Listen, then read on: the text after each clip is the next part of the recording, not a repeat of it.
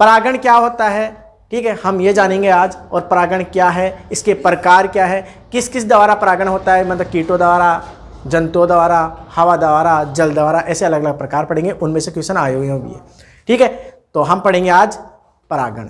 तो मैं एक चार्ट लिख रहा हूँ, चार्ट के आधार में प्रकार भी पढ़ेंगे, उनके परिभाषा भी यही चार्ट में लिख दूंगा मैं। मतलब बड़ा टॉपिक नहीं है, शॉर्ट में लाइनों में लिखूंगा मैं, ठीक है तो बड़ा टॉपिक बस शॉर्ट में लाइनों में करूंगा उससे पूरा में। तो हम पढ़ेंगे क्या, परागण। तो हेडिंग लिखो आप, ठीक है, हेडिंग में यहाँ लिख रहा हूँ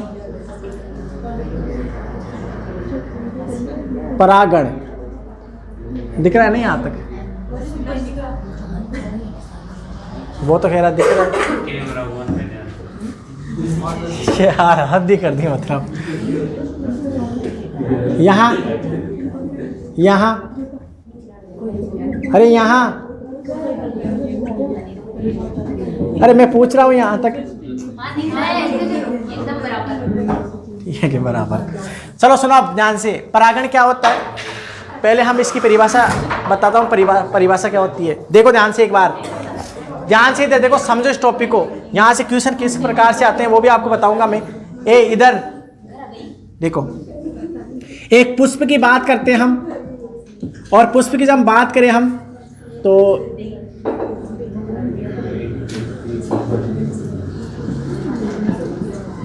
ये इसका पुष्पासन होता है,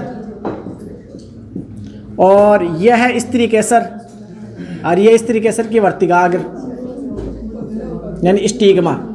ध्यान से इधर देखो, पाते नहीं, इधर देखो ध्यान से, ये इसकी स्टाइल, स्टाइल, ठीक है, और ये इसका अंडा से यानी ओवरी। और ये जो पूरी संरचना है ना, पूरी संरचना, ये एक प्रकार से पूरी संरचना किसकी है रही है, ये पूरी संरचना है क्या, स्त्री केसर।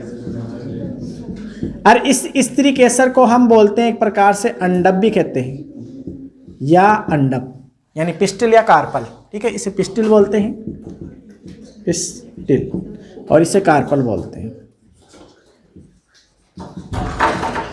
अब देखो ध्यान से क्या होगा, ठीक है, इधर देखो,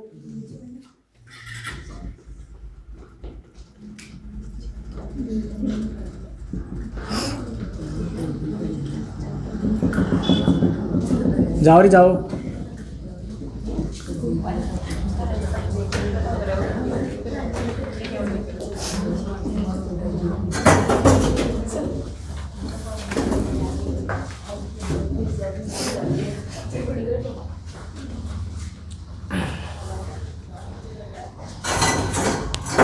देखो ध्यान से इधर, एक पुष्प के अंदर, अब आवा नहीं रही, सुन लो ध्यान से, टॉपिक को समझो। देखो एक बार क्लास में देखो, ये याद रखा करो कि जब हम फोकस पूरा कंसंट्रेट होकर पढ़ते हैं, कई चीज़ें यहीं क्लियर हो जाती है क्वेश्चन, ठीक है। ये तो होता है टीचर का मतलब घर पे पढ़ लेते, फिर यहाँ क्यों आते हैं हम, ठीक है। यहाँ देखो पुष्प में दो भाग होते हैं, जननांगों के दो भाग होते हैं। ये क्या है, एक प्रकार से, ये तो आप जानते हो ना क्या है, ये पूरा का पूरा पुंकेसर है, और यह है इसका परागकोश, और परागकोश से जब परिपक्व हो जाता है तो इसके अंदर बन जाते हैं परागकण। ये मान लो ये स्फुटित हो गया, बाहर निकल गए, ये परागकण है, परागकण। तो पॉलिनेशन क्या होता है, पॉलिनेशन का मतलब क्या है, यहाँ से इस परिपक्व परागकोश से, जो एक नर भाग है, पुंकेसर एक नर भाग होता है, या तो आपको ध्यान ही है, हम पहले बता दिए थे आपको। तो इस परिपक्व परागकोश से ये जो परागकण है, यानी एक प्रकार से क्या है, शुक्राणु, मतलब हम जंतुओं में यूज लेते हैं शुक्राणु शब्द, पादपों में हम पोलन ग्रेन या परागकण बोलते हैं, ठीक है। यहाँ से निकल कर यहाँ आ जाए, कहाँ पर, स्त्री केसर के वर्तिकार पर आ जाए, फिर यहाँ से अंदर वो पराग नलिका बनती है, नर युग्मक अंदर जाते हैं। तो यहाँ से लेकर यहाँ तक आए, अब कोई जरूरी तो नहीं तू इधर से इधर ही आ, उधर भी जा सकता है ना, कोई खेत थोड़ी रखा है तो यहीं आना, ठीक है। इनको बोल रखा है कि परागकणों को, मतलब किधर भी जा सकते हैं। तो कहने का मतलब है, इस पुष्प से और भी पुष्प हो सकते हैं, उधर भी जा सकते हैं, दूसरे पुष्प पे भी जा सकते हैं, ठीक है। तो पॉलिनेशन की परिभाषा क्या होती है, पॉलिनेशन की परिभाषा हुई कि परिपक्व परागकोश से परागकण निकल कर स्त्री केसर के वर्तिकार पर जाने की जो प्रोसेस है, प्रक्रिया है, उसे हम बोलते हैं पॉलिनेशन यानी परागण। सिंपल सा तरीका है, सही है ना।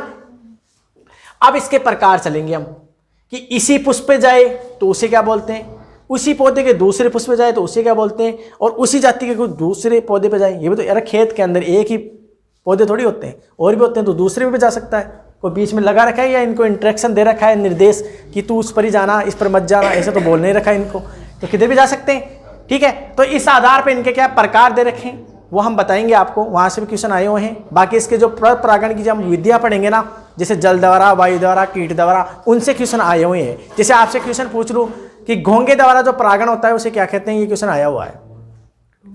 ठीक है, घोंगे द्वारा तो हम बताएंगे, जब पढ़ाएंगे जब बताऊंगा। ठीक है, अभी नहीं बताऊंगा मैं।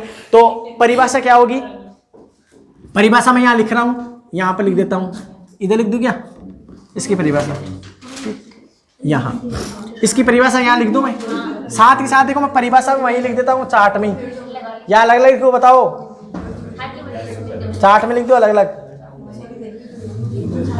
ठीक है, चलो मैं एक पहले चार्ट बना देता हूँ, बाद में अलग अलग लिखा दूंगा। ठीक है, इसके प्रकार लिख देते हैं। पहले दो प्रकार का होता है, एक तो स्वपरागण, पे परिभाषा अलग अलग लिख लेंगे। स्वपरागण को बोलते हैं सेल्फ पॉलिनेशन, और एक होता है पर परागण। पहले चार्ट बना लो आप, है ना, पर परागण, और इसे बोलते हैं क्रॉस पॉलिनेशन। अब इसके भी प्रकार हैं।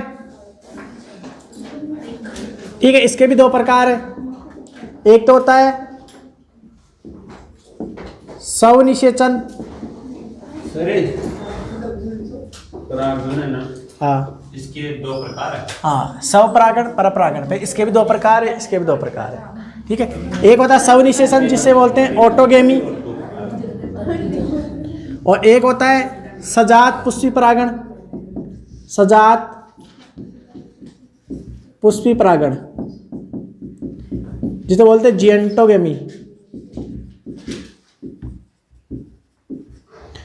इसी प्रकार इसके भी प्रकार हैं, इसके भी दो प्रकार। एक तो होता है परनिषेचन जिसे बोलते हैं जीनोगेमी, जीनोगेमी, और एक होता है संकरण, और संकरण वैसे संभव नहीं होता है। ठीक है, यहाँ पर मतलब करवा देते हैं कई बार, तो होता है जैसे संभव करवा ही देते हैं ना, इसे बोलते हैं हाइब्रिडाइजेशन। ठीक है, तो ये थे प्रकार इसके, तो इसको अलग कर दो ना आप।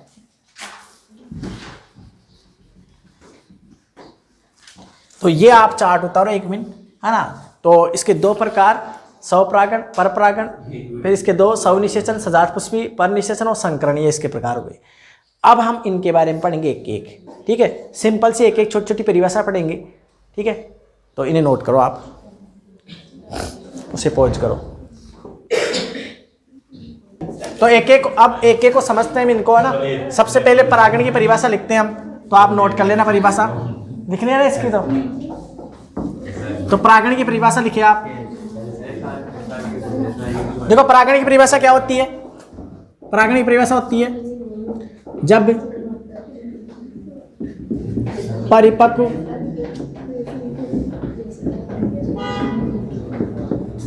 परागकोश से, जब परिपक्व परागकोश से परागकण निकलकर किसी माध्यम द्वारा, माध्यम कुछ भी हो सकता है, वायु हो सकती है, जल हो सकता है, कीट हो सकता है, मनुष्य हो सकता है, चमगादड़ हो सकता है। ठीक है, अलग अलग माध्यम हो सकते हैं, जल हो सकता है। जब परिपक्व परागकोश से परागकण निकलकर किसी माध्यम द्वारा, हाँ परागण की इसकी परिभाषा, स्त्रीकेसर या अंडप की वर्तिकाग्र पर पहुंचते हैं तो इसे पोलिनेशन कहते हैं, परागण कहते हैं। अब कहते हैं तो तुम लिख लेना, कहते हैं। ठीक है, तो यहां से निकल के यहां तक पूछ गए, तो इस प्रोसेस को हम बोलते हैं परागकण। समझ आ गया ना, सिंपल सा तरीका है ना। अब इसके प्रकार दे रखे थे, जिसमें हम सबसे पहले प्रकार लिखे थे, जिसको ए नाम दे देंगे हम, और उसे हम बोलते हैं एक प्रकार से क्या, स्वपरागण। इसे बोलते हैं सेल्फ पॉलिनेशन।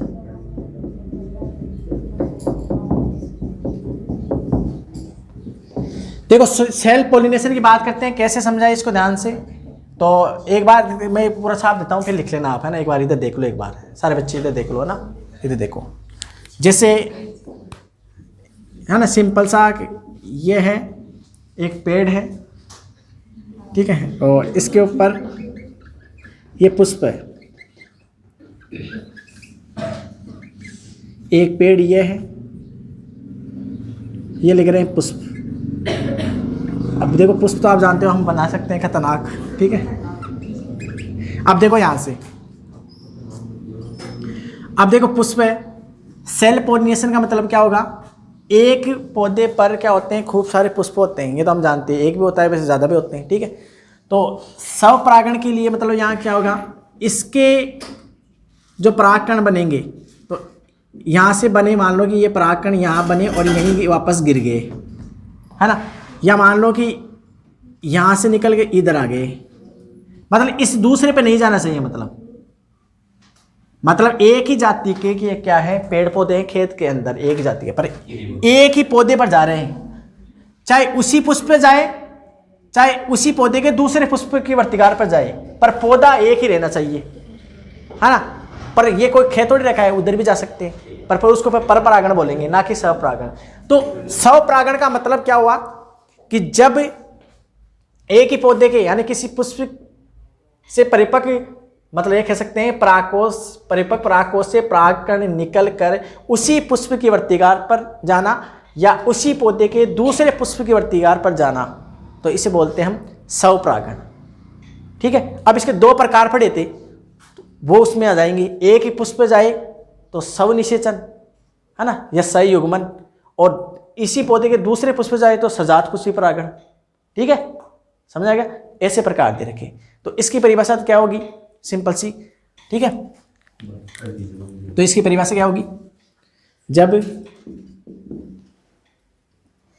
परिपक्व परागकोश से परिपक्व, अब लिख सकते हो आप, है ना, परिपक्व पराग कोश से परागकण निकलकर उसी पुष्प या उसी पादप के दूसरे पुष्प की वर्तिकाग्र पर पहुंचना स्वपरागण कहलाता है। सिंपल है ना। पर इसके लिए आवश्यकता किसकी है, पादप द्विलिंग होना जरूरी है ना। द्विलिंग होना जरूरी, अरे पादप क्या मतलब, या तो पादप द्विलिंग होना जरूरी है या पुष्प द्विलिंग होना जरूरी है। जैसे मक्का है, मक्के का पुष्प एक लिंगी होता है, क्योंकि नर पुष्प तो ऊपर होता है और मादा पुष्प नीचे लगा होता है। तो इसके लिए हम आवश्यकताएं पढ़ेंगे कि स्वपरागण के लिए क्या क्या अनुकूलन होते हैं, एडप्शन क्या क्या होते हैं, ये तो जरूरी है ना। अरे मान लो कि उस पर कुकर बेटी सी कुल है, उस पर एक लिंगी पुष्प होते हैं, फिर कैसे जाएगा, अरे वो दूसरे पे जाएगा, फिर स्वपरागण थोड़ी होगा, फिर तो परपरागण होगा। तो इसके लिए आवश्यकताएं पढ़ेंगे क्या क्या अनुकूलन होना चाहिए। 3-4 अनुकूलन हैं, वो हम बताएंगे अलग से उनको, पहले हम परिभाषा। तो ये परिभाषा आप नोट कर लिए, ठीक है। अब इसके 2 प्रकार थे ना, वो 2 प्रकार की परिभाषा भी हम लिख सकते हैं यहाँ पर। तो ये तो इसकी होगी सिंपल सा, तो ये तो कह नहीं सकते, तो ये राइट है एकदम। इसी पर जाए तो उस पर नहीं जाना, तो उस पर चला गया तो फिर क्या हो जाएगा, परपरागण। अब इसके 2 प्रकार, पहला प्रकार था इसका स्वयुग्मन या स्वनिषेचन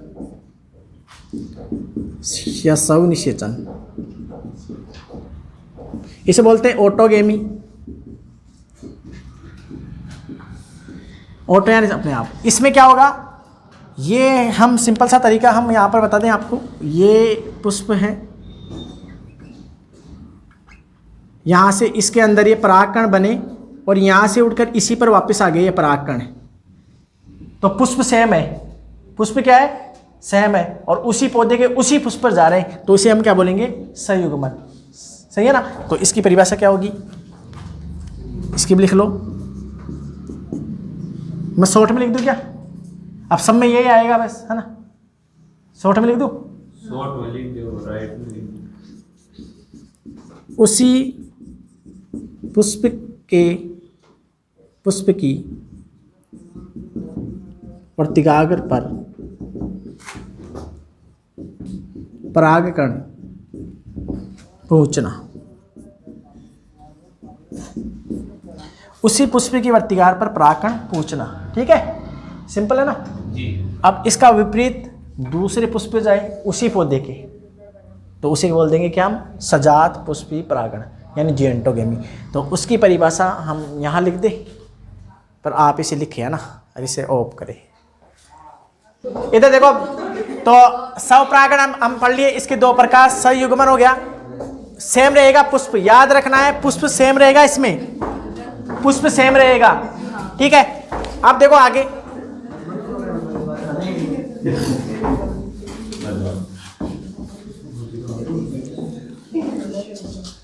अब इसका दूसरा प्रकार था, उसे बोलते थे हम एक प्रकार से सजात पुष्पी परागण, इसे इंग्लिश में बोलते हैं जिएंटो, याद रखना है मोस्ट है ये पॉलिनेशन। देखो ध्यान से, इसमें क्या रहेगा, जैसे मान लो ये पादप है, ठीक है, ये पादप है और ये इसके पुष्प है, यहां पर बन गए, इस पुष्प के अंदर परागकण है, ये परागकण है, ये परागकण यहां से निकल कर यहां नहीं आए, क्योंकि वो तो संयुग्मन है, यहां से निकलकर इसी पौधे के दूसरे पुष्प पर आ जाए, इसी पौधे, पौधा सेम रहेगा, पौधा दूसरा नहीं आएगा, पौधा यही रहेगा। ठीक है, पुष्प चेंज हो गया इसमें, इस पुष्प से निकले इस पर आए, या इस पुष्प से निकले इस पर आए। अब कोई जरूरी है कि तू इधर से इधर ही आ, अरे भाई इधर भी आ सकता है ना, इधर भी आ सकता है, पर अलग रहेगा। ठीक है, तो उसे बोलते हैं हम सजात पुष्पी परागण। समझा? तो इसकी परिभाषा क्या होगी, एक ही पादप, एक ही पादप या समान पादप परंतु पुष्प अलग अलग, पुष्प अलग अलग हो, यानी एक पुष्प से निकल के दूसरे पुष्प आए, सेम रहेगा ना, एक ही पादप। परिभाषा तो ऐसी आएगी, पूरी परिभाषा तो ऐसी है कि परिपक्व परागकोश से परागकण निकल कर उसी पौधे के दूसरे पुष्प की वर्तिकाग्र पर पूछे, तो इसे हम बोलते हैं सजात पुष्पी परागण। तो मैंने यहाँ शॉर्ट में लिखा है एक ही पादप यानी समान पादप परंतु पुष्प अलग अलग हो, है ना, दूसरे पुष्प पर। ठीक है, याद रहेगा, अलग पुष्प या परंतु पुष्प दूसरा हो, मतलब पूरी लिख देता हूँ यहाँ पर, है ना।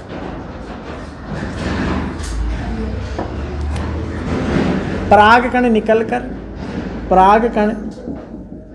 निकलकर उसी पौधे के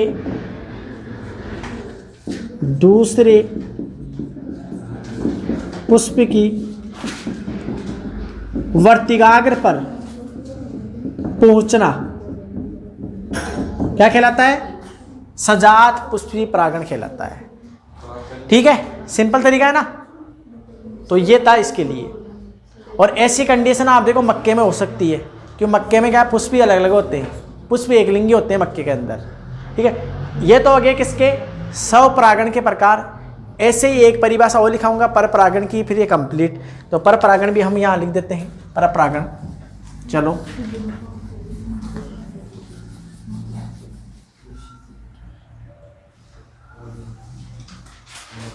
पर परागण भी लिख लेते हैं हम। पर परागण क्या रहेगा, तो इसका हमने दूसरा प्रकार देखा था पर परागण, इसे बोलते हैं क्रॉस पॉलिनेशन, और कई बार इसे हम जीनोगेमी बोल देते हैं।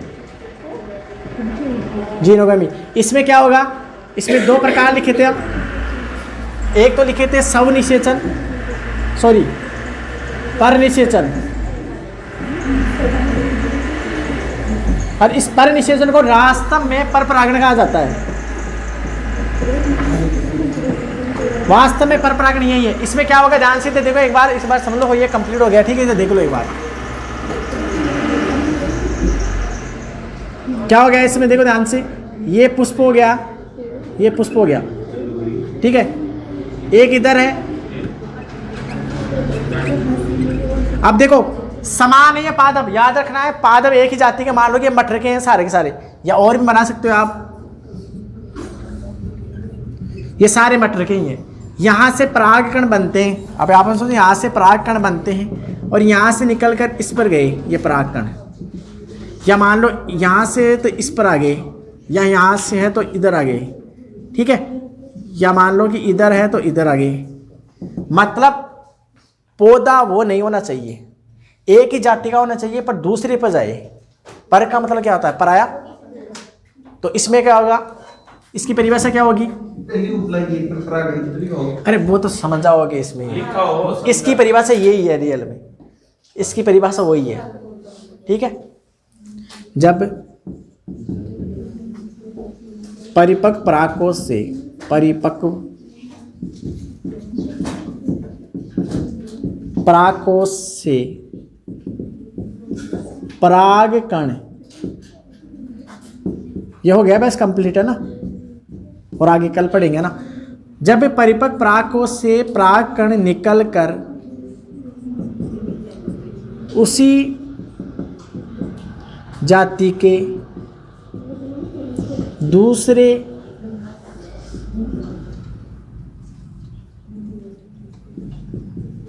पुष्प की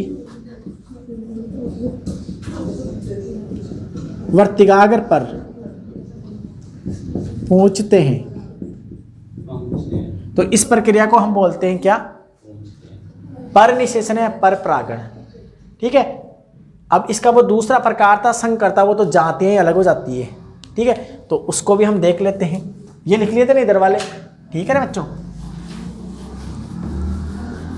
तो वो भी इसका दूसरा जो प्रकार था, वो दूसरा प्रकार भी इधर लिख सकते हैं हम, उसे बोलते थे संकर या संकरता, संकरण। इसमें क्या होगा, जातियां अलग अलग, पादप की जातियां अलग अलग, पादप की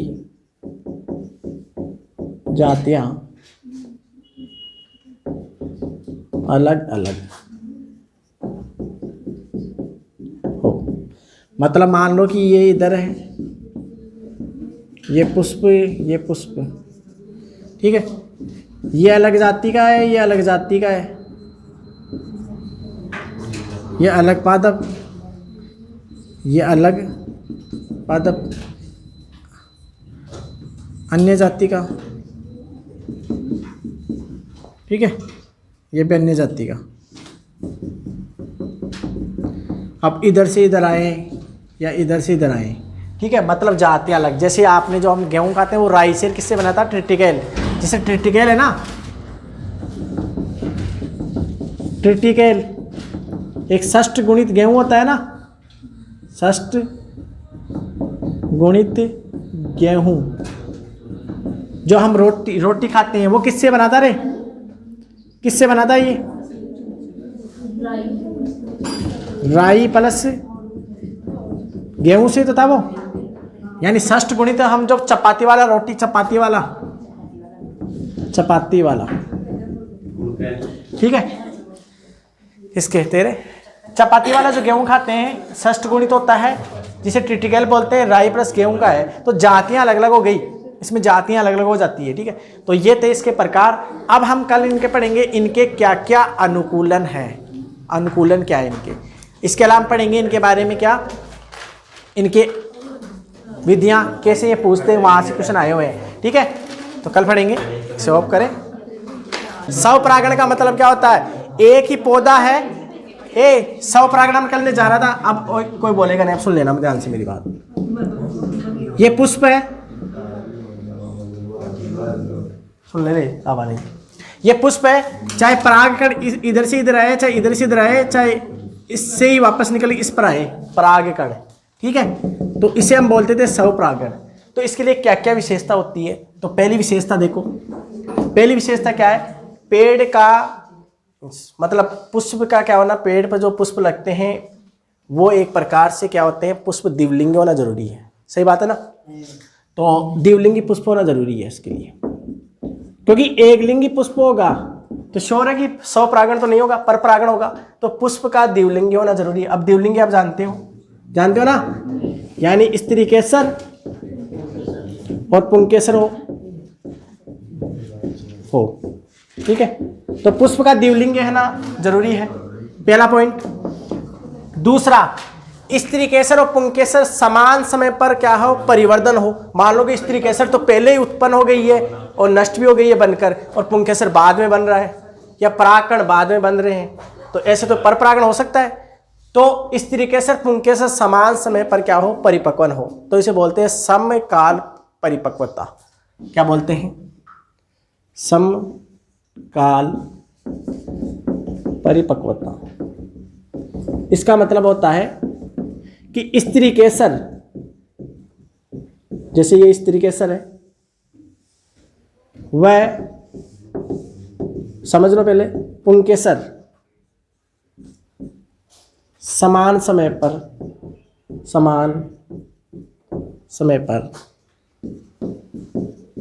परिवर्तित हो, मतलब समान समय पे इनमें अंडकोशिका और क्या बने, परागकण बने, परिवर्तित हो।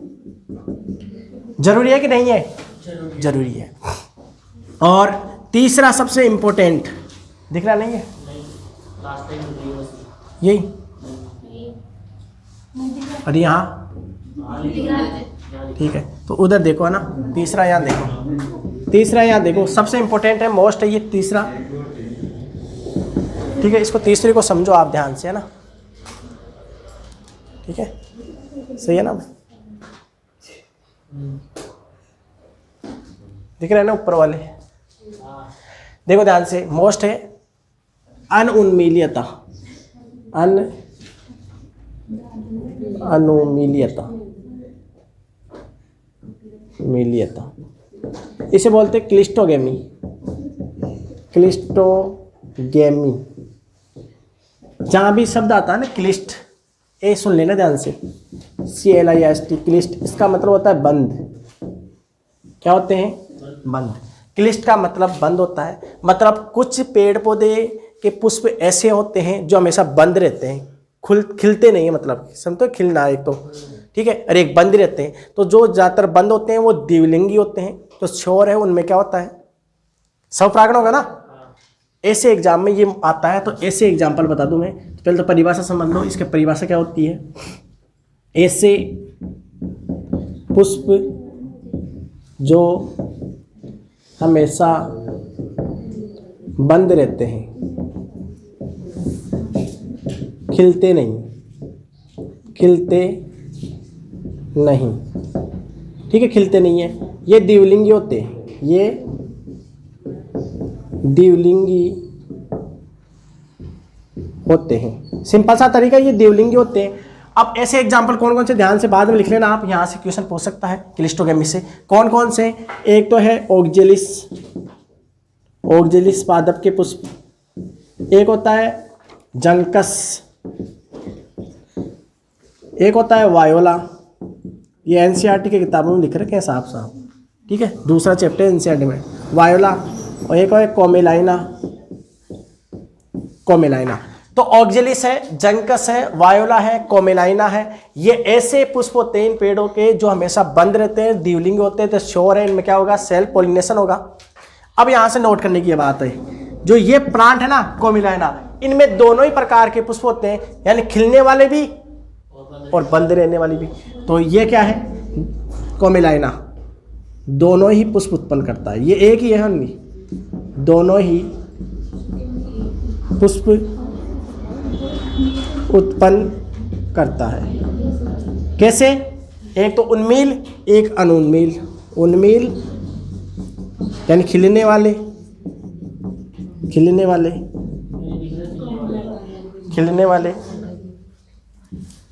ठीक है, क्या करेगा ये? उन्मील, उन्मील समझते हो ना, खिलने वाले, खिलने वाले, और वह अनुन्मील है ना, अनुन्मील जो भी है ना, ठीक है, ये दोनों पुष्प उत्पन्न करता है। तो आपसे एग्जाम में क्या पूछ सकता है? ये यहाँ से पूछ सकता है, ऑक्जिलिस जंकस वाइला और कोमेलाइना ऐसे पुष्प होते हैं जो क्लिस्टोगेमी होते हैं, गेमस होते हैं, मतलब खिलते नहीं है, जिसमें कोमेलाइन तो दोनों ही प्रकार के पुष्प बनाता है, खिलने वाले भी और बंद। तो सेल्फ पॉलिनेशन के लिए ये रिक्वायरमेंट है, समझा आए क्या? ऐसे परपरागण के लिए भी क्या रिक्वायरमेंट है वो देखेंगे, इसे नोट करो है ना। क्या हो गया, समझ में नहीं आया? ठीक है, परपरागण, ठीक है, परपरागण के अनुकूलन क्या है?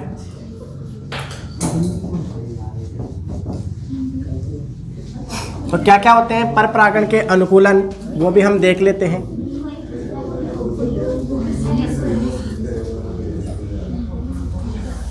तो हम लिखते हैं, हम दूसरा है परपरागण के लिए अनुकूलन, ठीक है, एडेप्टेशन ऑफ क्रॉस पॉलिनेशन, ठीक है। तो इसकी हम बात करेंगे, क्या क्या होते हैं। पहला, पुष्प का एक लिंग होना जरूरी है, क्योंकि एक लिंग होगा तो शौर्य है, उसमें या तो नर हो या मादा हो, तो शौर्य के परपरागण होगा। तो पुष्प का क्या होना जरूरी है? वो डायोसियस यानी एक लिंगी होना जरूरी है, डायोसियस बोलते इसे।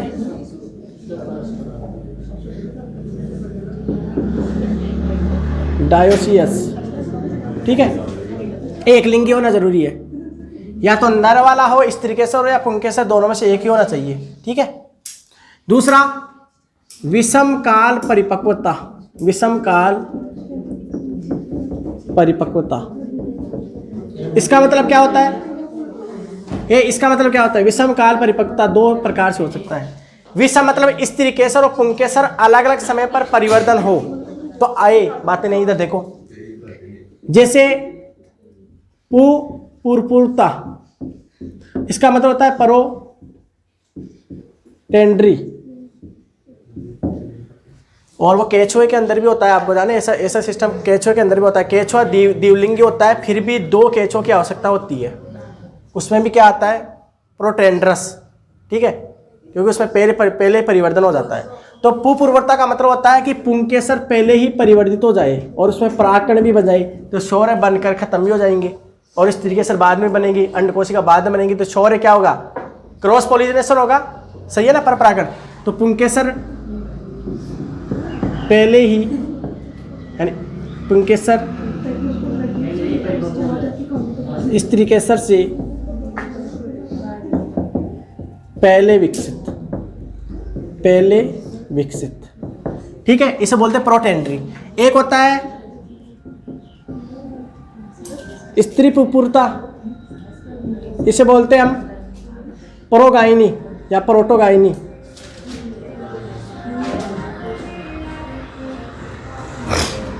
प्रोटोगाइनी, देखो, प्रोटो मतलब पहले होता है, गायन शब्द हम जानते हैं स्त्री के लिए आता है, ठीक है।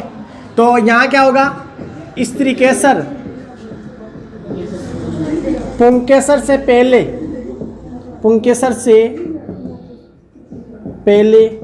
विकसित, तो वहां भी क्या होगा? परपरागण होगा ना, श्योर है ना, ठीक है। इसके अलावा एक आता है हरकोगेमी। हरकोगेमी का मतलब होता है, एक प्रकार से क्या है कि जो स्त्रीकेसर और पुंकेसर, मान लो पुष्प द्विलिंग है, स्त्रीकेसर और पुंकेसर, अरे समझ लो पहले, स्त्रीकेसर और पुंकेसर दोनों में क्या है कि शारीरिक रूप से क्या अवरोध आ जाता है, जिससे क्या है उसमें स्वनिषेचन नहीं हो पाता है, परपरागण होता है, उसे बोलते हैं हरकोगेमी। तो हरकोगेमी को क्या बोलते हैं हम? स्त्रीकेसर व पुंकेसर की संरचना में फिजिकल या शारीरिक अवरोध उत्पन्न होना, अवरोध उत्पन्न होना, जिससे परपरागण यानी स्वपरागण नहीं होता। स्वपरागण, तो परपरागण होगा, स्वपरागण नहीं होता है। ठीक है, सही है ना, सिंपल सा तरीका ये हो गया। मतलब ऐसे कह रहे हैं कि इनमें क्या है, इसकी शरीर की बनावट ही ऐसी, मतलब स्त्री और पुंकेसर की बनावट इस प्रकार से होती है कि स्वपरागण हो ही नहीं पाता उनके अंदर। ठीक है, उसे हरकोगेमी के नाम से जानते हैं, हरकोगेमी। ठीक है, तो एकलिंगी होना, विषमकाल परिपक्वता, हरकोगेमी होना, ये इसके क्या है, लक्षण है। ठीक है, तो इन्हें भी आप नोट कर लें। इसके अलावा तो और तो क्या था। ठीक है, इसी प्रकार कईयों में क्या है, एंथेसिस हो जाता है, एंतर पहले ही विकसित हो जाता है, वो तो इसमें आ जाएगा। ठीक है, तो इसको आप और लिख लो। ठीक है, ये कंप्लीट।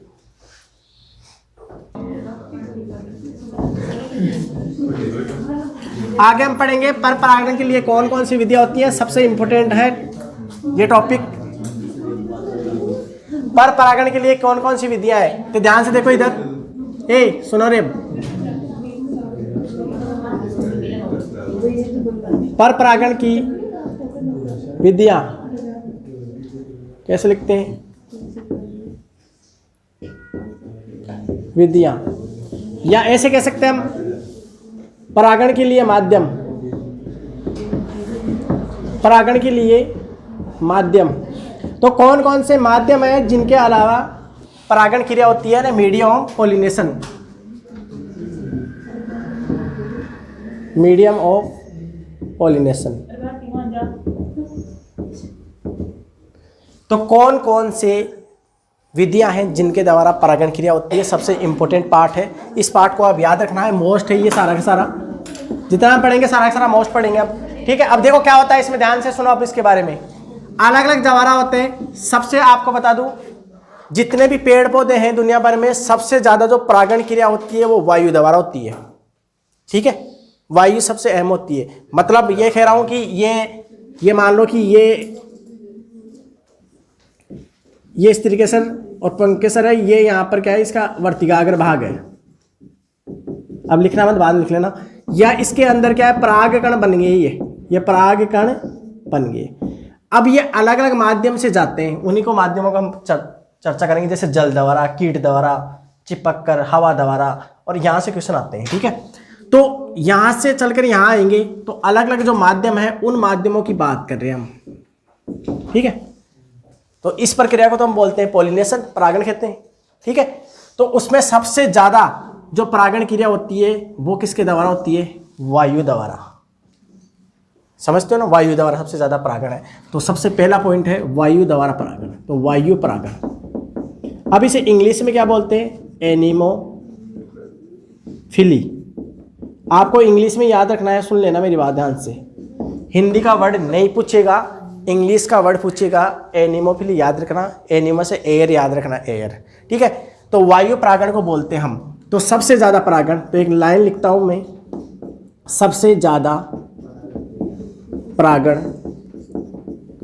बाद में लिख लेना एक साथ, वायु द्वारा, पहले समझ लो, होता है।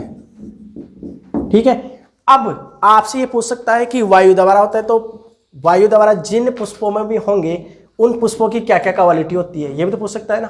तो उन पुष्पों की क्या क्वालिटी होती है, तो ध्यान से देखो, वायु द्वारा परागण, तो क्या क्या अनुकूलन है, ऐसे पुष्प कैसे होते हैं, मतलब ऐसे पुष्प की क्या विशेषता है। एक तो क्या होंगे, परागकण क्या होंगे, परागकण क्या होंगे, हल्के, ताकि आसानी से क्या है, उड़ सके। सही बात है ना, हल्के होंगे। दूसरे, वायु द्वारा जो परागण होता है वो पुष्प रंगीन नहीं होते, रंगहीन होते हैं। ठीक है, तो रंगहीन पुष्प, रंगहीन पुष्प। ठीक है, इनमें मकरंद ग्रंथियां नहीं होती, क्योंकि मकरंद ग्रंथियां जिन पुष्पों में होती है वहां तो कीट द्वारा होगा, तो मकरंद ग्रंथियां एब्सेंट। मकरंद को नेक्टर बोलते हैं, और इसी के लिए कीट आकर्षित होते हैं। नेक्टर ग्रंथियां एब्सेंट, रहित मतलब। ठीक है, परागकण हल्के, रंगीन, रंगहीन, रंग क्या लिख दिया मैंने,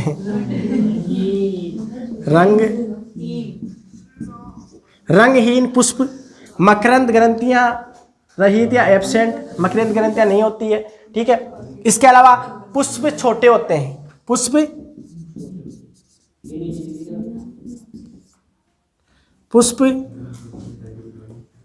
छोटे। तो क्या क्या विशेषता होती है? परागकण हल्के होते हैं, रंगहीन होते हैं, रंगीन पुष्प छोटे, मकरंद ग्रंथियां एब्सेंट। इसके अलावा परागकण क्या होते हैं? रूखे होते हैं, चिपचिपे नहीं होते हैं, क्योंकि चिपचिपे होंगे तो कीट परागण होगा। तो ऐसे में क्या होंगे? परागकण क्या होते हैं? रुक्ष होते हैं। परागकण रुक्ष समझते हो ना, रफली मान लो या खुरदरे।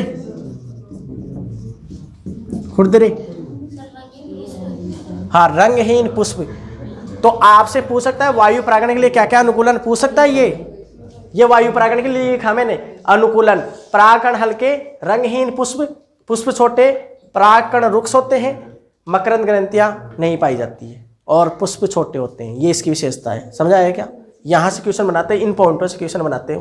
और ये इंग्लिश में पूछ सकता है कि वायु द्वारा जो परागण होता है उसे क्या बोलते हैं। वो इंग्लिश में लिखेगा एनिमोफिली, एंटोमोफिली, मेलेकोफिली। फिर क्वेश्चन आपको दे देगा, फिर आप कंफ्यूज हो जाओगी, फिर आप गलत कर दोगी, ठीक है। और वो चाहता ही आपका सिलेक्शन हो, चाहता है क्या? दूसरा देखो, दूसरा एक बार बाद में लिख लेना। इधर देखो, दूसरा होता है, ठीक है, जल द्वारा। किसके द्वारा? जल द्वारा, यानी पानी द्वारा। जल को बोलते हैं हाइड्रोफिली। हाइड्रो, अब इसको रटने की जरूरत नहीं है, ध्यान से। हाइड्रो शब्द हाइड्रोजन के लिए आता है, जल के लिए आता है। तो हाइड्रोफिली या फिली शब्द आएगा पीछे। तो जल द्वारा परागण, इसे बोलते हैं जल परागण। अब इसमें दो प्रकार के हो सकते हैं। एक तो मानो कि ये जल है, ये जल भरा हुआ है, ये समुद्र है, जो भी है, मैं जल कर। एक तो ऐसे सिस्टम हो सकता है और एक ऐसे है। एक तो कोई पौधा है ना, परागकण एक तो अंदर हो, मतलब परागकण इस तरीके से ऐसे अंदर है, मतलब, और यहाँ पर अंदर, यहाँ से पुंकेश से निकल कर इधर आ गए। एक तो जल के अंदर ही अंदर आए। एक मान लो कि यहाँ पर परागकण ऊपर आ गए, ये परागकण ऊपर आ गए, ये इस तरीके से के ऊपर आ गई है, और एक यहाँ पर आए। तो एक तो जल की सतह पर हो, एक जल के अंदर हो। जल में भी क्या होता है? जल की सतह पर और जल के अंदर, ठीक है। हाँ, मायने, ठीक है। तो ये दो प्रकार का हुआ। एक तो जल की सतह पर, तो आपको जल की सतह पर जो होता है उसे बोलते हैं एपी। एपी यानी ऊपर, हाइड्रोफिली, इसे बोलेंगे हम जल की सतह पर। जल की सतह पर परागण, जल की सतह पर हो रहा है, जल के अंदर नहीं हो रहा है। ऐसा एग्जाम्पल क्या है, आपसे पूछ सकता है। तो एग्जाम्पल में बताऊं आपको, वेलिसनेरिया, आपने प्लांट्स होगा, एनसीईआरटी में लिख रखा है साफ साफ, और उस क्वेश्चन को एग्जाम में दे देता है। वेलिसनेरिया पादप। वेलिसनेरिया पादप के जो परागकण होते हैं जल के अंदर डूबे रहते हैं, पर परागण क्रिया जब होती है तो वो परागकण ऊपर आते हैं, और जल की सतह पर क्या होता है? परागण क्रिया होती है। याद रखना है, वेलिसनेरिया। इसी प्रकार जल की सतह पर हो, वो जल के अंदर हो, जल के भीतर, उसे बोलते हैं क्या? हाइपो। अरे हाइपो का मतलब क्या होता है? नीचे। हाइपो का मतलब क्या होता है? नीचे। तो हाइपो, हाइड्रोफिली। तो जल के भीतर। इसका एग्जाम्पल है जैसे ड्रोसेरा घास, ठीक है, ड्रोसेरा घास है। इसके अलावा हाइड्रिला, हाँ जल्दी बात बताइए, ठीक है। तो और क्या बता रहा हूँ मैं? ड्रोसेरा घास, हाइड्रिला, इनमें जल के अंदर होता है। और आपको बता दूं, मैं अगर ये लिख दूं तो ये, अरे ये बताओ ये क्या है? ये हाइड्रा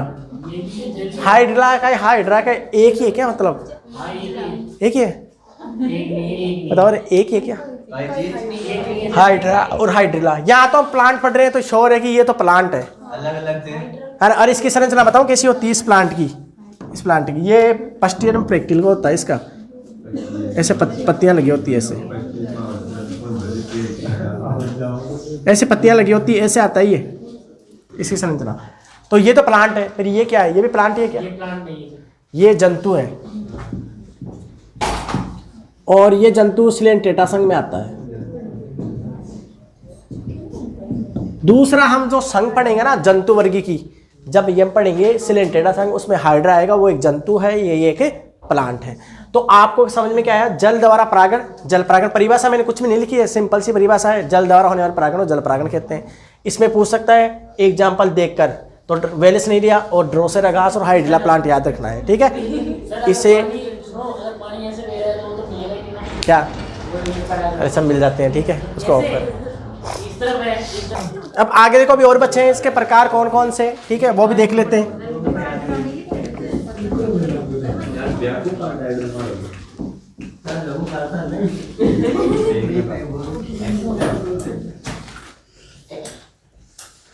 तो आगे देखो और इम्पोर्टेंट है, अभी पूरे नहीं हुए हैं। आगे देखो कौन कौन से बच्चे हैं अभी। तीसरा देखो, जंतुओं द्वारा होता है, इसे बोलते हैं जूफिली। अरे जू का मतलब चिड़ियाघर होती है ना, और जू शब्द आता है जंतु के लिए। किसके लिए रे? तो जंतुओं द्वारा, तो जंतु परागण, तो जंतुओं द्वारा होने वाला परागण जंतु परागण। जैसे मनुष्य है, कीट है, ये सब जंतु तो है। तो जूफिली, तो जंतु द्वारा होने वाला जूफिली। जू से चिड़ियाघर याद रखना है, ठीक है। चिड़ियाघर में जीव जंतु होते हैं, क्या होते हैं। अब देखो ध्यान से, इसमें भी अलग अलग प्रकार चलेंगे, इसमें भी अलग अलग प्रकार। इसमें चलेगा पहले एंटमोफिली, एंटमो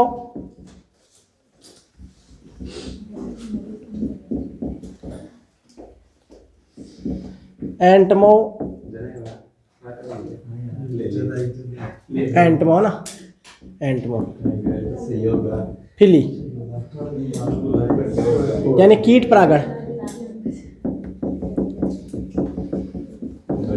तो ध्यान से सुनो मेरी बात, सबसे ज्यादा जो परागण होता है, चाहे जल द्वारा हो, जंतु द्वारा हो, चाहे वायु द्वारा, उनमें सबसे ज्यादा होता है वायु द्वारा परागण। और वायु के बाद दूसरा नंबर पे आता है कीट परागण, और कीटों में भी फर्स्ट नंबर पे आती है मधुमक्खी, ठीक है। तो देखो, तो वायु के बाद सबसे ज्यादा परागण है, वायु के बाद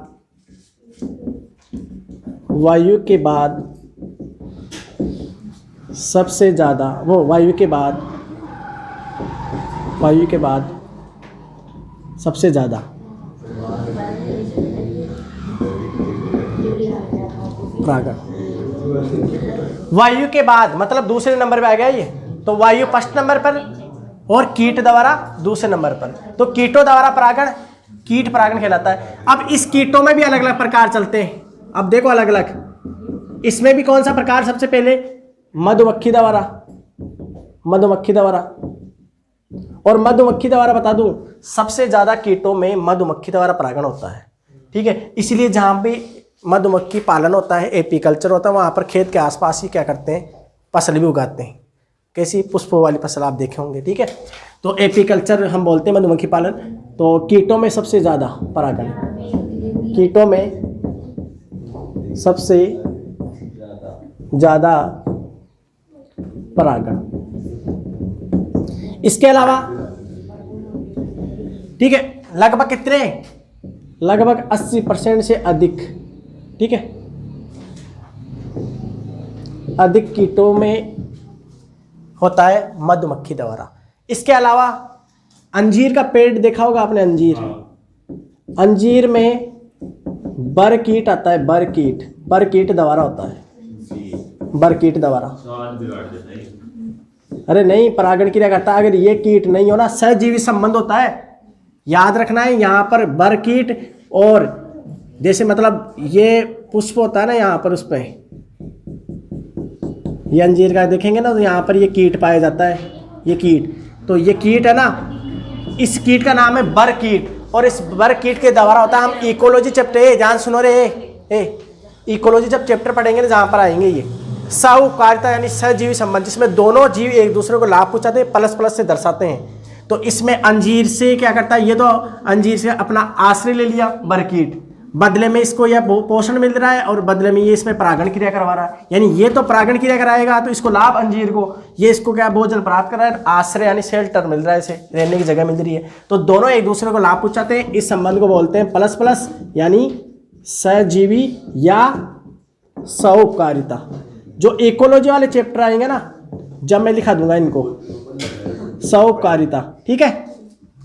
तो आपसे डायरेक्ट पूछ सकता है अंजीर में कौन से कीट द्वारा परागण क्रिया होती है, बर कीट द्वारा, याद रखना है। इसी प्रकार तीसरे नंबर पर अगर बात करें हम, एक आता है साल्विनिया पादप, साल्विया ना, साल्विया में भी किसके द्वारा, कीट द्वारा परागण, ज़्यादातर कीट द्वारा, साल्विया में कीट परागण, ठीक है। साल्विया में कीट परागण होता है, क्योंकि ये डायरेक्ट क्वेश्चन पूछते हैं साल्विया किसके द्वारा परागण होता है, कीट द्वारा। अंजीर में किसके द्वारा, बर द्वारा। सबसे ज़्यादा कीटों में किसके द्वारा, मधुमक्खी द्वारा, ठीक है। ऐसे क्वेश्चन पूछते हैं आपसे, ठीक है, समझ आया। इसी प्रकार जंतुओं में, तो ये तो कीट हो गए, तो ये तो कीटों की बात थी। इसी प्रकार दूसरे नंबर पे हम बात करते हैं, इससे पहले हम ये बात कर लेते हैं कि जो कीट परागण होता है, कीट परागण, तो कीट परागण होगा तो उसमें आप जानते हो, लिखते हैं ना, बाद में लिख लेना, इधर देख लो ना, सुन लो पहले। कीट परागण जो होता है ना, जैसे वायु द्वारा परागण होता है तो पुष्प की विशेषता ही थी, कीट द्वारा जो परागण होता है उसकी भी विशेषता होगी। तो कीट द्वारा परागण के लिए पुष्प की विशेषता, यानी पुष्प की क्या क्या विशेषता होनी चाहिए, क्या क्या होंगे, पुष्प क्या होंगे, पुष्प बड़े, रंगीन, मकरंद युक्त, गंध युक्त, क्योंकि गंध आएगी तभी तो आकर्षित होंगे। तो ऐसे पुष्प बड़े होंगे, रंगीन होंगे, मकरंद युक्त होंगे, क्यों मकरंद तो लेने आते हैं वो, जो पुष्पासन पाया जाता है, जो शर्करा होती है एक प्रकार की, ठीक है, और गंध युक्त होते हैं।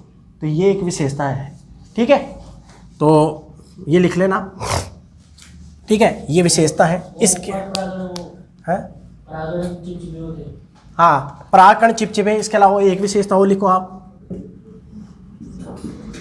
परागकण चिपचिपे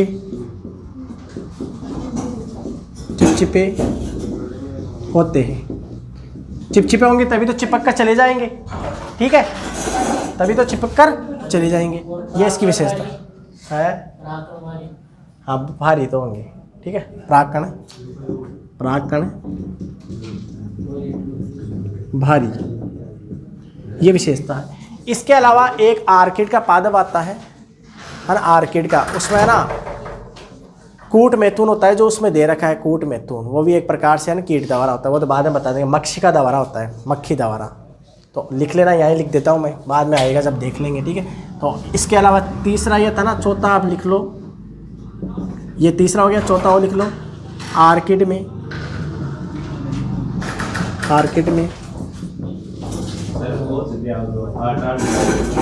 मक्षिका,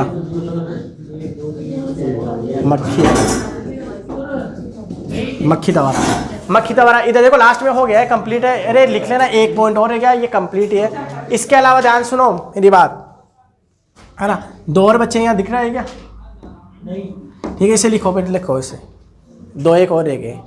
ए सुनो रे, तो भंडारा चल रहा है, ठीक है ना, ये इसको सम्मेलन बोलते हैं, ठीक है, इसको शादी नहीं बोलते, इसको सम्मेलन बोलते हैं, ठीक है। 8 जनों की शादियाँ, 3 भाई, ठीक है, ये पूरा क्या है, सम्मेलन, ठीक है। ये तो देखो, पर अच्छा है, ऐसा ही होना चाहिए, ऐसा ही होना चाहिए। इससे क्या फायदा है, देखो कितना तो खाने की, कितने कपड़े देंगे, जवारी देंगे, कितना फायदा है, मतलब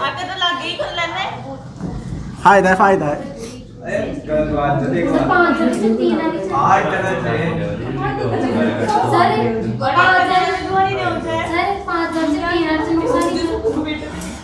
हाँ, यही सही बात है। अब इधर देखो ध्यान से, 2 और बच गए।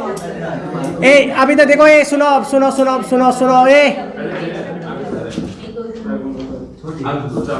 सुनो, हाँ इधर देखो, कीटों द्वारा परागण हो गया था। कीटों के अलावा चमगादड़ द्वारा परागण होता है। चमगादड़ जानते हो ना, चमचेड़ है ना, चमगादड़।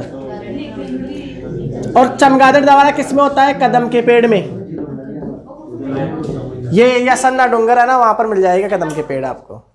वो कदम की डोंगरी है ना, उस पर है कदम के पेड़, कदम के पेड़। तो कदम के पेड़ पर चमगादड़ द्वारा होता है, ठीक है। इसके अलावा नोट में लिखना है, घोंगे द्वारा परागण को मेलेकोफिली कहते हैं।